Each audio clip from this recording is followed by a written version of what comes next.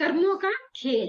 एक बार एक स्त्री ने अपनी शादी के 15 साल के बाद एक पुत्र को जन्म दिया।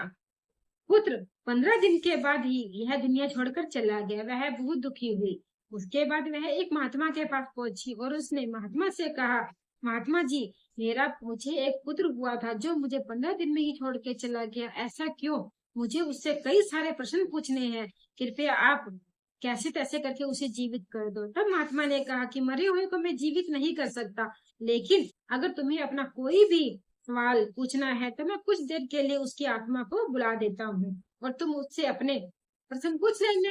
स्त्री ने कहा, ठीक है। महात्माओं ने अपनी शक्ति से उसकी आत्मा को बुला दिया। जब आत्मा आई तब स्त्री ने कहा कि बेटा, तुम मुझे छोड़कर क्यों चले गए? मैंने तुम्हें काफी दुआओं से प्रार्थनाओं से प्राप्त किया था।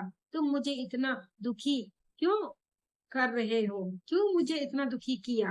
तब आत्मा बोली कि मैं अपने कर्मों का हिसाब लेने आई थी। आज मेरा हिसाब पूरा हो गया।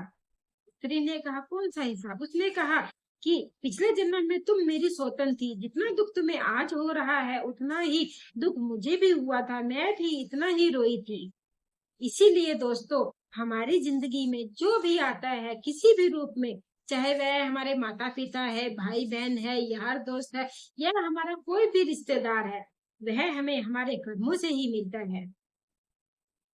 कोई सुख के पर्पज से आता है तो कोई हमें दुख देने आता है। इसलिए हमेशा अपने कर्मों पर ध्यान दीजिए। किसी को दोष लगाने से या किसी को बुरा भला कहने से कुछ नहीं होता। और जब तक राधे राधे।